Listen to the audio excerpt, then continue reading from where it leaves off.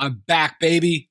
I'm back. Do you hear that health in his voice, Maze? That's impressive. I thought we might have lost Tom's voice forever. Antibodies, then bodied up all that COVID and said, get up on out of here. This man needs his voice to earn a living. Do, re, mi, fa, sol, la, ti, do. It is back. I'm excited. I think we needed that demonstration, but... Oh. Did you ever take a class in high school or college where you had to do those like voice warm-ups? I took acting in college. That's basically what I'm bragging about. Did you? Yeah. You took acting in college? Yeah.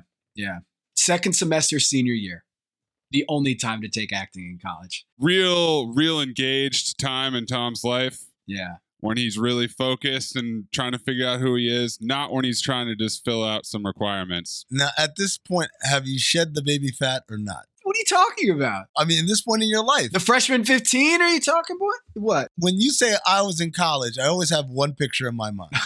Haverbro, right? Yeah. Mop of hair, little on the fleshy side. Fleshy. That was the state, or had you already started to kind of shred those pounds and get the hair closer cropped and all that? I was in my Jonah Hill stage of my acting career there. That doesn't give me any sort of clarity, given that Jonah Hill does this. He ping-pongs around. Yeah. Basically, I needed to learn how to spot people who are acting out in public, you know? Like I needed to learn from the best. And so I had to figure out, as part of my studies, you need to be a well-rounded human being in college. And part of it is to spot people who are good actors and bad actors and crisis actors out there. Very nice. Very nice indeed. So give me an example. Come on. Let's workshop this. Well, it's just like a lot of yes and improv. Oh, Amin hates that. No. We like no but. No. I like no but improv. No but improv. It's still improv. It's not. It is. It doesn't work. It does work. No. So it's just non sequiturs? It does work. Who's yes-anding now? You are. Who's yes-anding now? That's all it took was a little reverse psychology. No, you said no. I'm rejecting your premise. You said yes, and it works. I said it works. It does, is what I said. Which is basically no, but it does. No, it's not. You said no, but it doesn't Well, work. you didn't say that. If you had said no, but then you would have said it. But I didn't say yes and either. You agreed. I disagreed. You agreed. I disagreed with what he said. Pick a lane. Just commit. My assignment. Uncover why the association inspires more conspiracy theories in volume and salience than any other U.S. sport. You've heard of the Illuminati. The truth is out there, but so are lies. Your eyes can deceive you. Don't trust them. The NBA has always been controlled by about 8 people. Denial is the most predictable of all human responses. If you're only using 10% of your brain, you don't even know that you're using 10% of your brain. The NBA Illuminati. If coincidences are just coincidences, why do they feel so contrived? The Illuminati. But you start to follow the money, and you don't know where the f*** it's going to take you. It is unspoken. They have influence among other players. The NBA Illuminati. I don't have time for your convenient ignorance. Maybe I'm a conspiracist now as well. That's all it took. Oh, we got books, we got schools. You saw a video on YouTube. My eyes, sir. You've never used them before. We are the basketball Illuminati.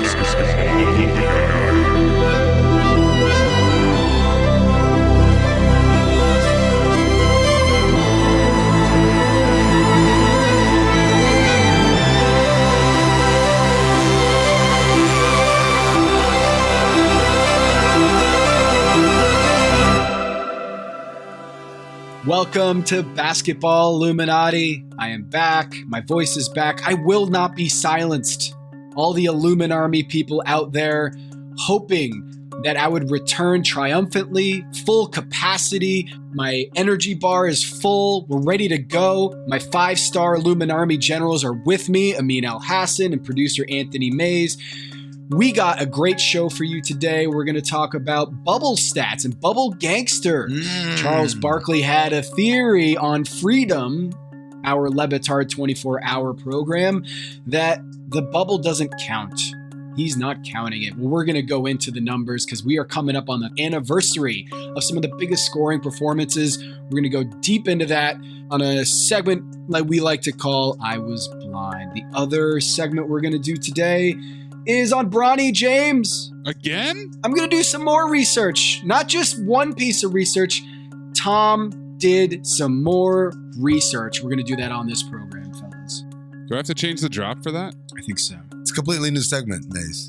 What are you guys trying to do to me in this offseason? This is brutal. Look, man, we got to keep you sharp. We don't want the season to start and you get hurt trying to keep up with everything that's going on. So in order to do that, we keep the engine humming. If you're not improving, you're dying, Maze. We're going to get to that. Bronny James, bubble stats, but first.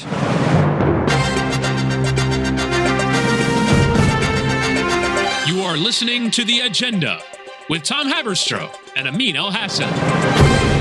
On the agenda today, NBA Twitter is lit right now with Amin's favorite holiday. It's the NBA schedule drop. Amin has for years circled this date on his calendar because he is so excited to learn which days all of these teams are going to play each other. Amin, can you hold your excitement here? Can you contain it? I'm trying, Tom. I'm very delirious with delight and joy over the fact that shit that's not going to happen for months, we now know what date exactly is going to happen. Oh, my God. How can one be calm at a time like this when I find out that on Martin Luther King Day, the Suns are going to visit the Grizzlies? Oh my God. Now my whole life has changed that I have this information in my grasp. Guys, this is the dumbest week of the year.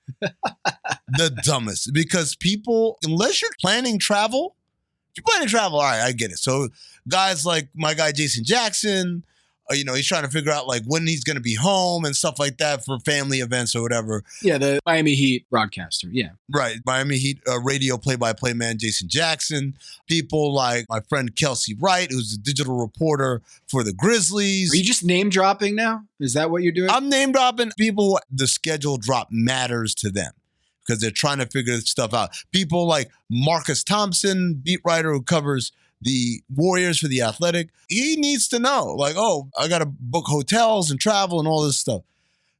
Fans / people who don't travel covering their team, get the hell out of here. Get out of my face. If you're a national person, I don't need your little digest on what you think of the schedule. Doesn't matter. None of it matters. When the Suns play the Grizzlies on Martin Luther King Day, then it'll matter. Then I'll be tuned in. But I'll know it on that day or the day before. I don't need to know it months in advance. Well, because this is about the schedule, and every year the schedule doesn't change. In football, you don't know who you're playing every year. Yes. You know your division and who you're playing. Right. There's more hoopla, no pun intended, around the NFL schedule drop because it's an actual reveal. But even then, I believe the NFL now announces what teams you're going to play. You just don't know the schedule.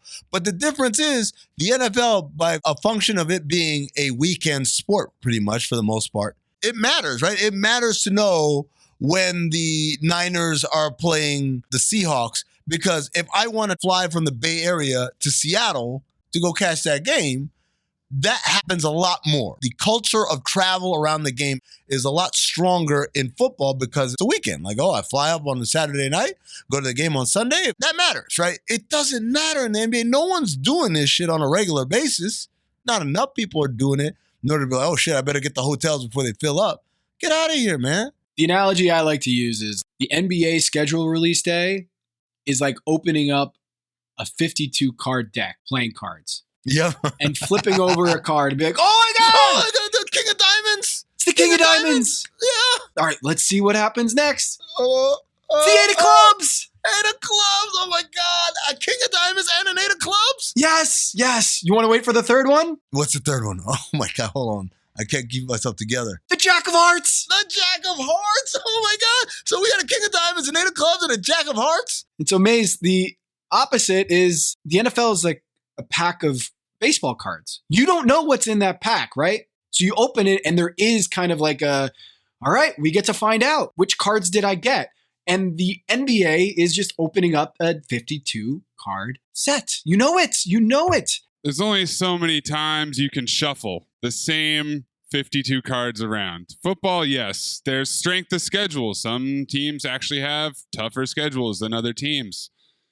In the NBA, it is not the case. I guess basically your division, maybe if your division is tougher, but you know that going in. That's not brand new. The schedule reveal doesn't alter the number of times you play certain opponent. Exactly. It's just rolling it out. West Conference teams play Eastern Conference teams a certain fixed number of games every year. Nothing changes year to year. So what we do have, Maze, is the Christmas Day games got leaked. That's the only thing that really matters, I think, because it shows you who has clout, has value to the league, who they want to put out on display for everyone on what many people consider when the season really gets going, when it really starts. Before we get to the Christmas Day games, I have to ask you guys, why are we leaking schedule info? Corny. Why are we not just releasing the schedule? Corny. It's a slow trickle. You know what it is? It's me doing all types of abdominal exercises and then pointing to this joint right here on my leg. Yes, core knee. That's what it is. Oh, no. Long walk right there. Wow, it was a long walk. For a lovely drink of water there. Hold on, let me take a swig very triumphantly. Bathe in the libations of your success with that joke. This shit is corny, man. Just fucking put it out there already. Why are we doing this? Why are we being cute? Like, ooh, leak, ooh, newsbreaker, ooh, I had it first. This might be the most meaningless news to break.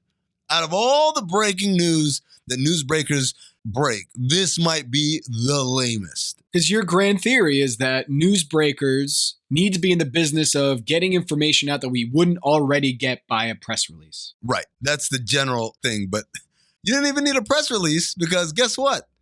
On Christmas Day, I'm going to figure out who's playing. And it doesn't mean anything. I mean, it means something in terms of, like you guys said, who in the league's eyes deserve to be on this marquee that's going to make us the most money, get us the most attention, the most eyeballs. Okay, it means something like that. But it doesn't mean anything in the sense of knowing about it. Knowing about it now is no more valuable than if I knew about it on November 1st. It really isn't. Unless I was planning on traveling for any of this. All right, but let's break this down because it's Grizzlies at Warriors, which is fun because the Draymond, Ja Morant beef. Prophecy has been fulfilled. And guess where it is? Golden State. Oh. That's right. The champs don't travel on Christmas. They get their home billing for Christmas Day game. We also have LeBron James traveling to Dallas. Hey, if you guys don't make the playoffs and you don't make the rounds then, you know what? You're traveling to Dallas. Come on with it. Got demoted. Come on with it. And Luka gets to host, right? He hosts Christmas dinner at his house, and then he hosts LeBron James. It's the future versus the past. Ooh, I've dissed them both by saying that Luka's not here yet and LeBron's long gone. Wow. All right, what else we got, guys? We got Giannis versus the Celtics. This has turned into like a little bit of a rivalry, kind of. Oh, yeah. Yeah, for sure. And Milwaukee, Giannis is going to Boston. Hey, everyone forgets 2 years ago, who's the champion? Old news. Boston Celtics are the East champs now. Yep.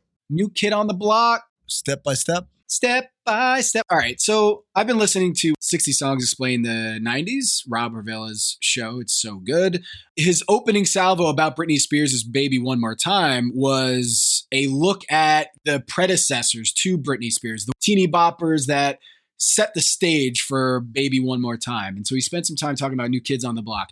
Do you guys know step by step the actual steps? Step 1, we can have lots of fun. Step 2, I want to do it with you. Or some shit like that, right? Yeah, it's amazing. Step 1, we can have lots of fun. Step 2, there's so much we can do. How is that a step? How is that a step? It's just like the NBA schedule release. You're reviewing all your options. Step 3, it's just you and me. Step 4, I can give you more. Step 5, don't you know that the time has arrived? Ha! Those are the 5 steps of step by step. So step 1 is to declare the statement. We're going to have lots of fun. Step 2, is kind of like a corollary to step one. It's an open book. There's so much we can do. Within the universe of having fun, there's actually a lot of things we could do. Step 3. It's just you and me. Establishes the membership, right? It's just you and me. There's nobody else here. Step 4. I can give you more, which really is just step 2. No, step 4 puts the onus on the protagonist here, the narrator. It's like my responsibility. I'm going to give you so much more, right? This is on me, right? And then step 5, guess what? It's now. As I was talking, I was actually filibustering to this moment right here. What are we talking about, by the way? How did we get on this? It's a precursor to Britney Spears, Baby One More Time. It's also a precursor to the Dennis system. Back to the NBA schedule release. Yeah, sorry. So Sixers at Knicks, step 4. Why are the Knicks on Christmas? Yeah, they got to take the Amtrak up to MSG. There you go. I'm going to tell you why the Knicks are on Christmas. Because the Knicks do numbers, baby. Another week of work, cash another check, headed to the track, gonna place a little bet. Run for the money, run for the man, feeling pretty lucky with a ticket in my hand. Oh, run for me, oh, run for me. Bugle and a bell ring, thunder on the ground, not a dark horse gonna win hands down. Oh, win for me, oh, win for me. God help me win this time, just wants to feel alive. Come on, take the leap. Come on, baby, come on, baby. God help me win this time, just wants to feel alive. Come on, take the leap. Come on, baby, bring it home to me. That's right. If you're in Atlanta or a Clipper fan, we want to shut up. Because you don't do numbers. They do numbers. They do numbers. And if people want this to be a meritocracy, come on, the NBA is a business. They're a business. That's a merit. Their merit is they do numbers. The Knicks sell. They do numbers. Bing bong. Remember that? Oh, bing bong. Remember when the Knicks were like kind of good last year? It was fun for like 3 days? Bing bong. What a time. Fresh out the garden, baby. We're taking it all the way. We had De Blasio. We had Cuomo. It was rough shit. But we have the Knicks. That's New York. Knicks run New York City. Bing bong. Tell me a little something, KD. Don't you regret not coming to the Knicks? Don't you regret not coming to the Knicks? Let's go, Knicks. Let's go. So the last one is Suns at Nuggets. Jokic, Jamal Murray maybe, Michael Porter Jr. Hopefully they'll be healthy enough for that. Yeah. DeAndre Ayton will still be in uniform for the Suns, I guess, unless he holds out in a weird way. He won't. So there's five games. Grizzlies, Warriors, Lakers, Mavs, Celtics, Bucks, Knicks, Sixers, Nuggets, and Suns. Which means, Miami Heat, see ya. Sorry. Clippers, maybe next year. Atlanta, oh, you got a new shiny toy? Your toy. How about that? Go play in the dark. 2 F-bombs from Amin already. It's deep in the offseason. 3, actually. Ooh, 3. Thanks for reminding me. Step by step. Off. Oh, Tom. Yeah, 4, yeah. Oh, my God. There's so many we can do. Sorry. Jeez. Maze, the one that we're not hitting here is the Brooklyn Nets. And my question to you, Maze, is people out there are saying, oh, that means that the NBA doesn't want to fuel the fire or reward Kevin Durant and the Brooklyn Nets, so they're not going to put them on the Christmas Day game slate. But I posit to you, what if KD isn't on the Nets next year and on the list? The NBA knows where he's going to go, and it's on this list already. Oh, yeah. It seems to me like a strong hedge by the NBA to not end up with a team with no superstars, even worse than the Knicks, who at least would put up numbers, as Amin pointed out, because you would think Kyrie Irving, Kevin Durant, Ben Simmons. Remember him? Joe Harris, the Nets. Oh, TJ Warren. Christmas. So much excitement, but no. It's a nice list of excluded teams right there. We'll see how it shakes out on Christmas Day. But again, it's not about whether the team is good or not. Do you do numbers? The Knicks are there because they do numbers. No one thinks the Knicks are going to be good, right? The Warriors bring in eyeballs. Suns Nuggets is just they needed something on the West Coast that was late. That's what that is, right? Filler. LeBron brings in eyeballs, right? Because the Lakers, no one expects the Lakers to be good. We expect them to be better than last year, but we don't expect them to be good. So really what Christmas is all about is drawing in that casual fan and making sure that they have recognizable, oh, I know Steph Curry. I know LeBron. I know the Knicks. That's all it's about. It's not about anything other than that. I posit another theory. The NBA is saying, screw your load management. Screw Ben Simmons and Kawhi Leonard, these guys who are sitting the entire calendar, sitting the entire season, and creating all this distraction and news and headlines. Are you going to play? Are you not? When are you going to play? And they said to the bench, you're not going to get that Christmas Day game. You're not going to get promoted at the top platform of the NBA season. You want to be in the Christmas Day game list? How about you play some basketball? That's what they were saying. Now, would you put the Pelicans in that list, in that bucket as well? Because of Zion? 100%. You don't see the Pelicans. You don't think Zion on Christmas Day would do numbers, man? I think he would. Hold on. I think prior to last season, yes. Now I wonder if Zion is, as far as the national consciousness, as far as the casual fan, do they still know who he is or still remember him? I think so. I think because the young audience still follows him like crazy. The old hats, I don't think they really care for Zion Williamson, get off my lawn type stuff. The thing I just said, hey, if you want to get the top billing in the NBA, why don't you play some basketball? But I think the younger crowd actually just, no matter what Zion does, I think they'll follow it. And so this slate, is it enough to stave off and do a little stiff arm action to the NFL? Wait. Maze, Christmas is on Sunday. Did you know that? Whoa, dude. When's the last time that happened? It's been a long time. It's been a while. Been a while. We got a head-to-head. So not only do we have a matchup of Sixers, Knicks, and Bucks, Celtics, but we got NBA versus NFL. And let me tell you, America loves their pigskin on Sundays. What's the NFL Christmas schedule? Here it is. Green Bay at Miami, 1 o'clock Eastern. So Green Bay at Miami, that's going up head-to-head against what? Early game, so probably Knicks, Sixers. Oh, yeah, they're winning that one. The NFL wins that round. Denver at LA Rams. Oh, that's a good game. Afternoon game, so it's 4:30 p.m. Eastern. And then the night game, primetime, Tampa Bay at Arizona at 8:20 p.m. Eastern. Oh, wow. They brought the heat. They brought the thunder. They brought every single NBA team. They brought the magic with that one. I mean, they're playing jazz out there. I tell you what, those NFL schedule makers. No, they can correct.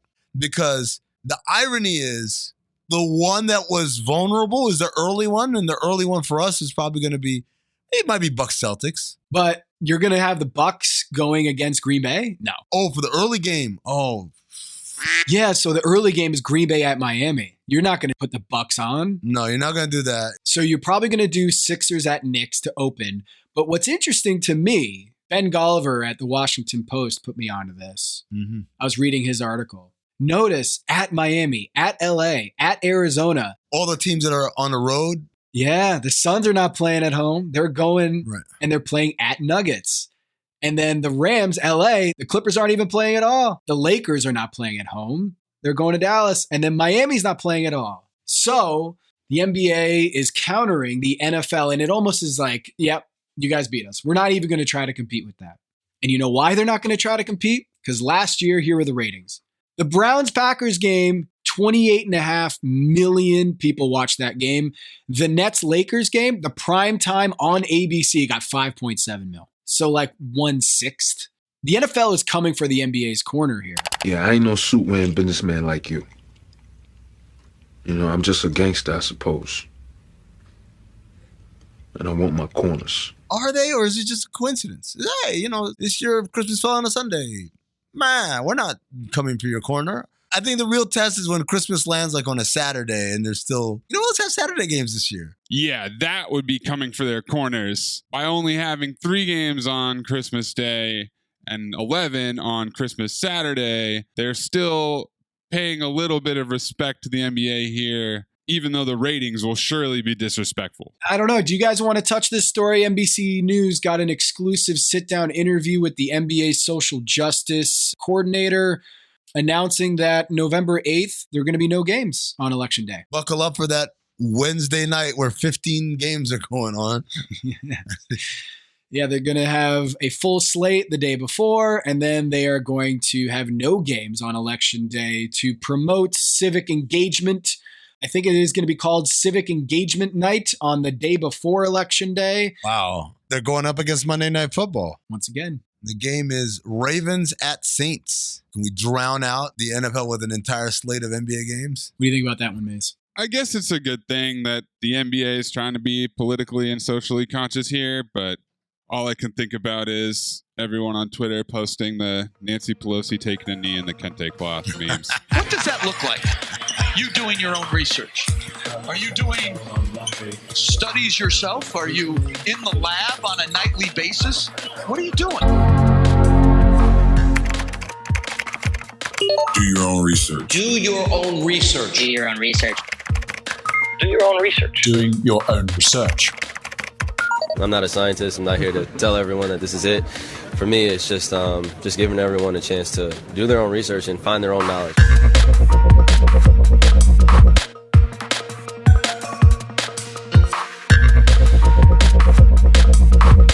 Hello, listener. It's Producer Maze here to talk to you about Quince and their cookware. Cooler nights mean cozy meals at home, and Quince's cookware has made fall cooking so much more enjoyable. Their pieces deliver the quality and performance of luxury brands, but at a price that makes sense. And they look gorgeous on the stovetop, too. No matter what item you need to complete your kitchen, Quince has you covered. With 5-ply stainless steel pots and pans, nonstick skillets, chef-quality knives, and even ceramic bakeware, which is perfect for cozy casseroles or Sunday roasts. And when you look at these prices, you might think, how is Quince doing this? How do they deliver high-quality items similar to high-end brands that are half the price? Well, let me tell you, they partner directly with ethical top-tier factories to cut out the middlemen and pass the savings on to you. And it's not just cookware. I got myself some bath sheets. That's right. When you're a tall man, you have to use bath sheets, not bath towels from Quince.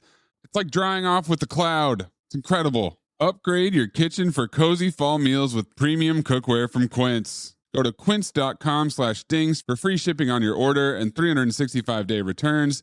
That's QUINCE.com/dings, DINGS, to get free shipping and 365-day returns. Quince.com/dings.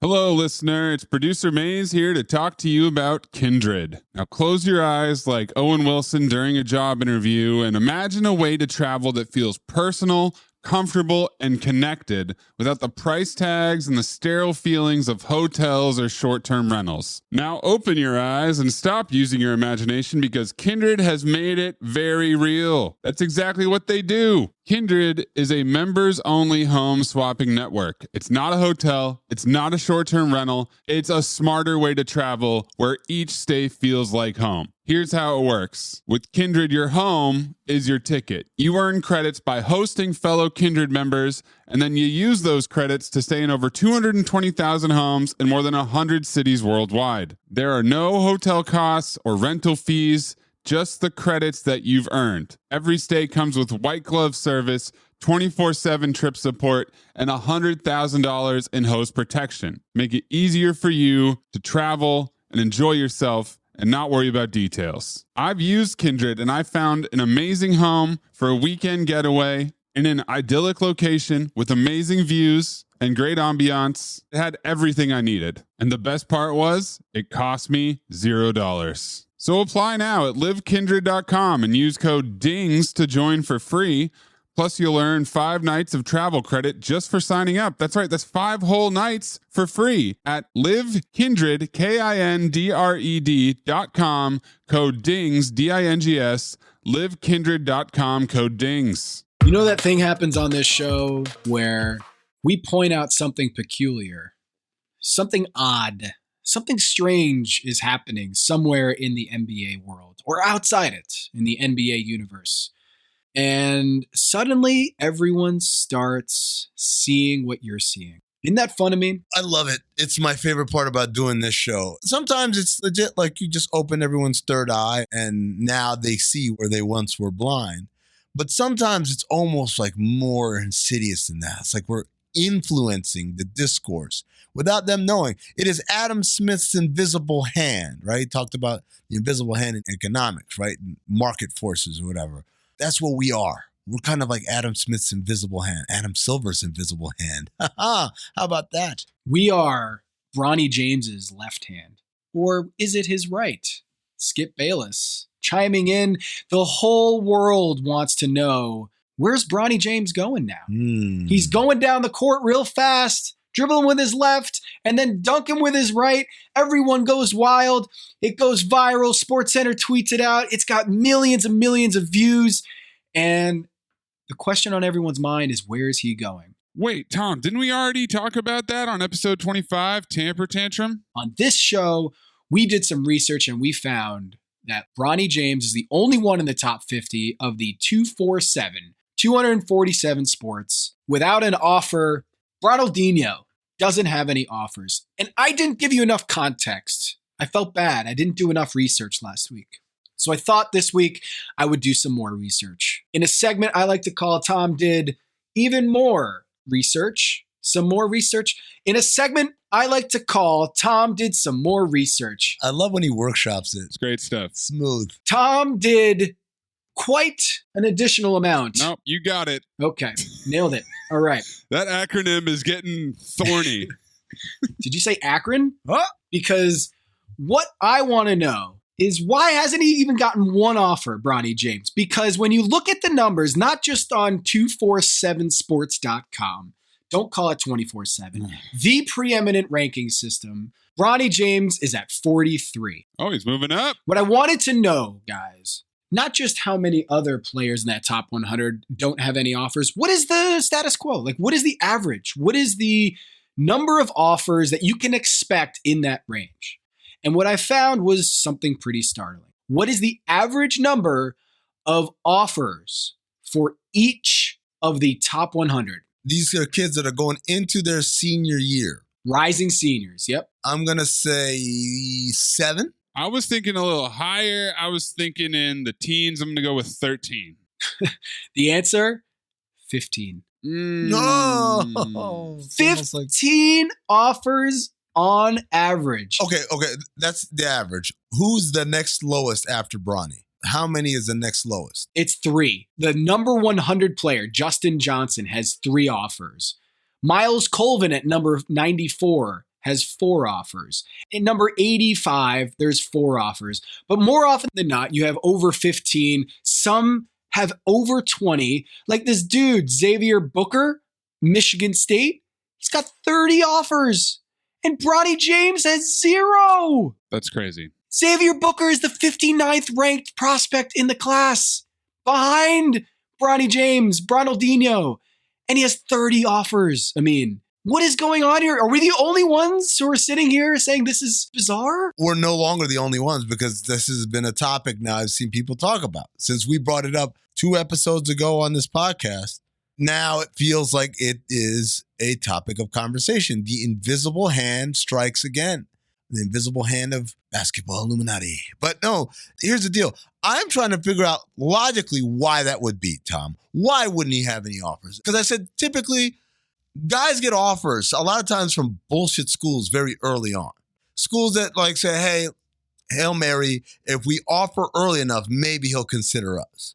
In the days before the one and done rule, colleges would notoriously offer guys that they knew they were going to the NBA as a way of being a kind of like, look, what can I do? I recruit too well. All the players that I recruited ended up going pro and skipping college, right? So it has never been a disincentive for schools to offer. There's only 2 scenarios I could think why a school wouldn't offer. Number 1, just not that good. Tom, you played high school basketball. How many offers did you get coming out? 0. There you go. Same as Ronaldinho. Yeah, me and him are going through the same thing. Exactly. We've all been there. Habinho. Yep. That's one. The other is the infrastructure around the prospect is so taxing as compared to the actual talent of the prospect. It's not worth it. So in other words, if LeBron and Savannah, and I guess Rich Paul would be involved in this decision as well, if they're just so goddamn annoying, that you say, you know what, the kid's good. He's not good enough for me to deal with all of these demands and hoopla. Thanks, but no thanks. Are you saying that Bronny James is NS Freedom? Yes, in the sense that the talent is not worth the headache. I can get someone who's just as good without these headaches. And again, even you're telling me UCSD is not going to offer, right? You're telling me that like Northern Arizona is not going to offer.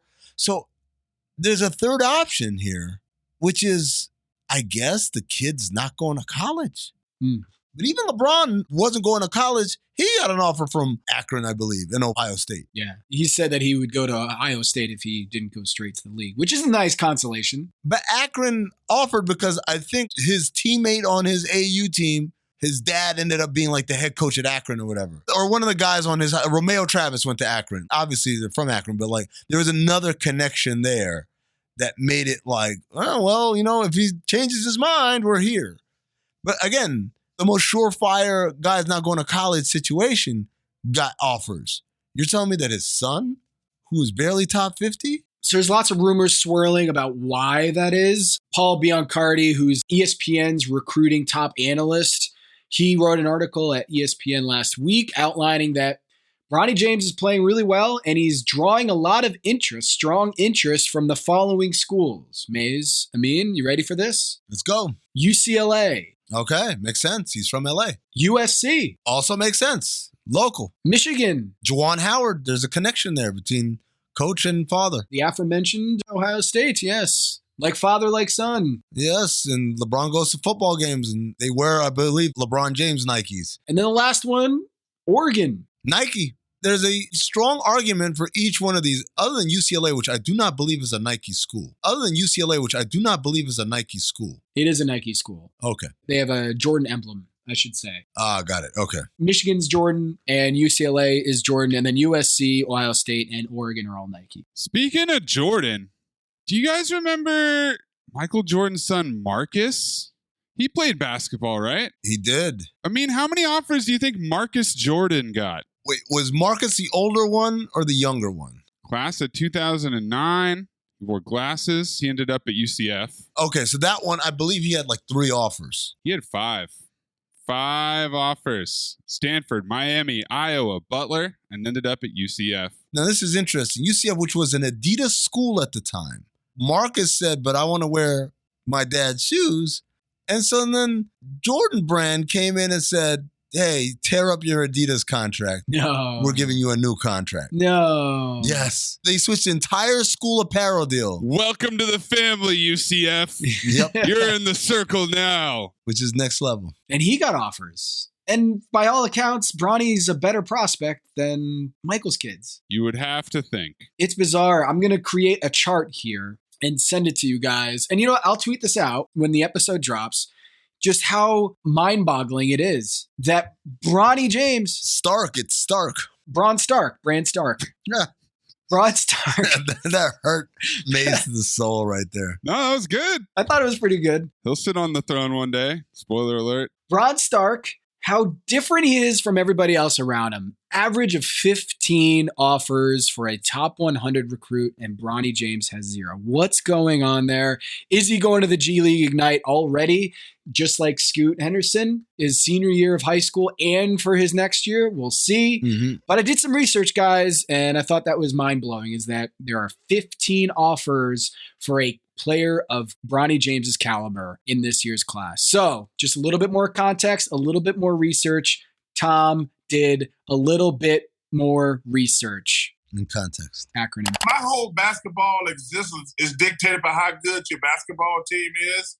So, Dan, as much as I love you, I might not ever see you again because y'all are mediocre. Charles, they were in the finals 6 months ago.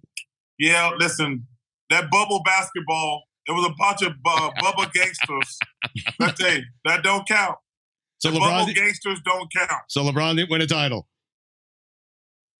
You know, I'm never going to say a thing about LeBron. He's a great player and a great dude. But listen, I'm not counting the bubbles. Let's stop it. Bubble Gangsters. I love that term. Udonis Haslem called Paul Pierce and the Celtics studio gangsters. Shout out to Eazy-E. Yep. Bubble Gangsters. The idea that those who excelled in the bubble are frauds. Anthony Davis, who went on this shooting run where he shot 38% from downtown and hit all those game winners, and the Lakers win the championship. I remember that duel between Jamal Murray and Donovan Mitchell. Isn't this the anniversary of that duel? That's right. Wednesday, August 17th marks the 2-year anniversary of the Donovan Mitchell 57-point outburst against the Denver Nuggets, in which he dropped a few days later another 50-piece. And then Jamal Murray, he averaged 32 in that series. He had 2 other 50-point scoring games. It was an onslaught of scoring. The greatest August basketball anyone's ever seen. Ever. And Charles Barkley might have a point. Bubble Gangsters. When Donovan Mitchell and Jamal Murray are dropping 50 a game, there's got to be something going on. You know what's funny? I never think of those performances as Bubble Gangsters, but Anthony Davis for me is ultimate Bubble Gangster. Followed very closely by Duncan Robinson. Super Bubble Gangster. Oh, Duncan Robinson. Yeah. He had an amazing run right up until the finals, and then he had a tough time in the finals. Right up until he had a friend visit in the bubble, and it was like, yo, LeBron knows who you are. Fucking nerd. That's 6. Jesus. Why'd you just take a shot at Duncan Robinson like that? I took a shot at Duncan Robinson's nerd friend. Yeah, at his friend. Not Duncan Robinson. I mean, wouldn't dare do that. No. For those who are listening, you might say, yeah, the bubble gangster effect is real. All those stats, the Jimmy Butler, Miami Heat run to the finals, frauds. So I actually looked into this, guys. And I thought, with the benefit of hindsight, we can actually look at whether the bubble artificially inflated statistics and whether we should discount the Lakers championship and the Miami Heat finals run. And what I found was actually pretty surprising. Mm-hmm. The 2020 NBA bubble, there was no inflation. What? How could this be? 2020 playoff field goal percentage, 45.7. In 2021 playoffs, outside of the bubble, the field goal percentage in the playoffs was 46.2, slightly higher field goal percentage. The true shooting percentage in 2020 was 57.1. In the next year, just about the same. Effective field goal percentage, exactly the same, 53.4 in 2020, and in 2021, 53.4. So there actually is no bump, Amin. What about 3-point percentage and 3-point attempts? 3-point percentage in 2020 playoffs, 36%. In 2021, 36.4. Basically, nothing really changed in the bubble. Is it a case where we're glomming on to the high-profile outliers, which in turn throws a smokescreen over the fact that overall, nothing really changed? It was just, there's a couple of people who we don't expect to shoot like that who shot like that. Is that what's happening here, Tom? Yeah, I think there's a couple things happening here. I mean, the anchoring effect, the anchoring bias, which I think is a more fancy way of saying first impressions are important, right? First impressions make everything. That's what my mom always told me. Make a good first impression. Because that Donovan Mitchell, Jamal Murray series was in the first round. And I think that anchored everything after that. All of our perception about whether the bubble, this new environment with no fans and different sight lines, all these things we started to try to explain how the heck is it that Donovan Mitchell and Jamal Murray are out there looking like Michael Jordan and Larry Bird? How is that? The sheep out there want you to believe that Anthony Davis shooting 38% and hitting those game winners is an outlier and an example of how everyone else is shooting. But, in fact, we don't remember that Kawhi Leonard had his worst three-point shooting percentage of his career, 32% from downtown. He's normally a 41% three-point shooter, and he was all the way down to 32%. We don't think about that. We don't think about the fact that the shooting percentages of Paul George, Chris Middleton, and Pascal Siakam in the bubble were all in the 30s. They shot less than 40% from the floor in the postseason in the bubble. We don't remember that. Because they lost. Yes. Losers. There's a survivor bias. Maybe that's the right term. I don't know. Survivor. But we have to explain the outlier event of Anthony Davis winning a title, blaming it on the circumstances. We can't compute. It doesn't make sense in our brain that Anthony Davis and LeBron James could link up for 1 year and then make a run. So we have to make up excuses. We can't say Jimmy Butler earned that finals appearance. So we got to come up with a reason to call them frauds, like Charles Barkley insinuated. But I would posit this happens with every champion. Someone gets hot on their team, right? I mean, yeah. Fred VanVleet, 2019. That wasn't in the bubble. We don't need to say that's a fraudulent run, but because this was happening in an unusual circumstance, we're going to point to the bubble. So like this year, Otto Porter Jr. and Gary Payton II shot like 50% from downtown. It happens. You need these role players to, I'm not saying Anthony Davis is a role player and Fred VanVleet is a role player, but you need everyone to be rolling to win a championship. So instead of looking back and saying they're frauds, they're bubble gangsters, we should just be saying they won the title. They stepped up. They deserved it. They're the ones that stepped up. There's this idea out there, this concept that what happened in the bubble isn't real. You might have been, I don't know, blind to what was really going on, Amin. But now I see.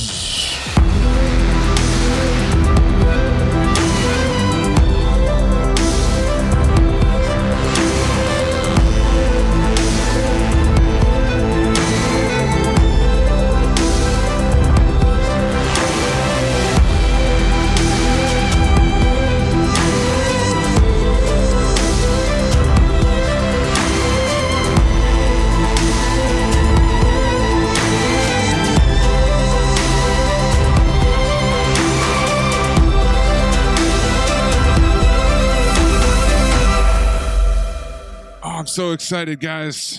We got a packed show today. We got so many segments. I can't wait to do this code breakers on Kyrie's tweet. It's going to be so awesome. What? We have time for this?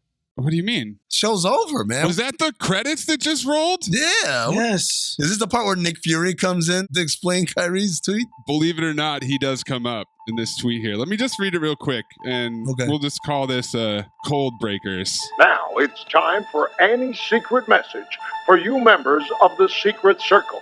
Remember, kids, only members of Annie's Secret Circle can decode Annie's secret message. You can break the code. Maybe I take a shot at it, maybe I break it. I'm real happy with myself because I did my job well. There's only one hacker in the world who can break this code. Superstring theory, chaos math, advanced algorithms, code breaking. Strange, the code is somehow different. It's like solving a Rubik's Cube that's fighting back. Whoop-de-doo! What does it all mean, Basil? When people talk to each other, they never say what they mean, they say something else. And you're expected to just know what they mean. Break the code. You are, quite simply, the best natural code breaker I've ever seen.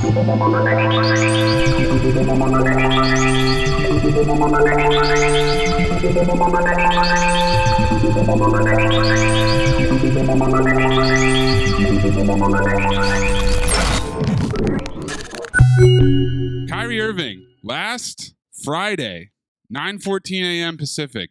When you're ready to capital B break free from the media's control over your subconscious thoughts and emotions, that really sounds like a promo for Illuminati.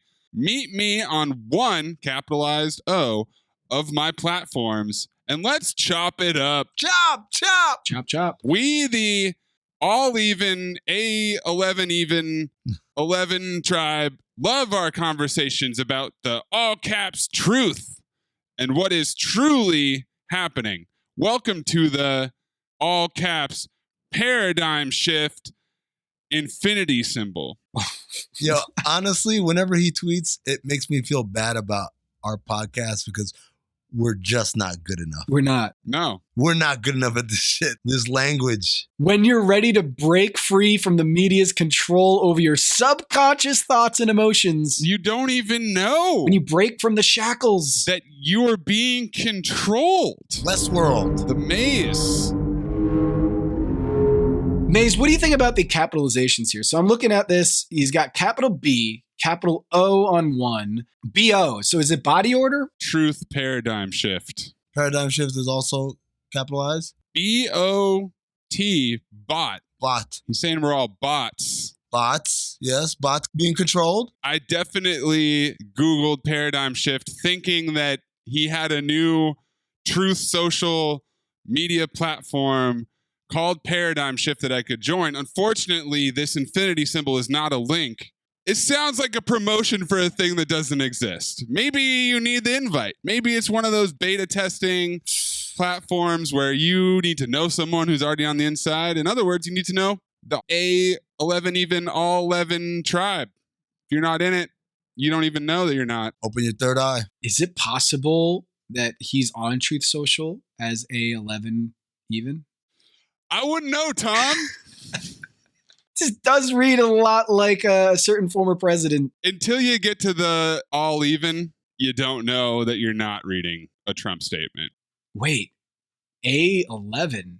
What date was it when he tweeted this? Whoa, August 11th. Oh, I think we just broke the unbreakable code.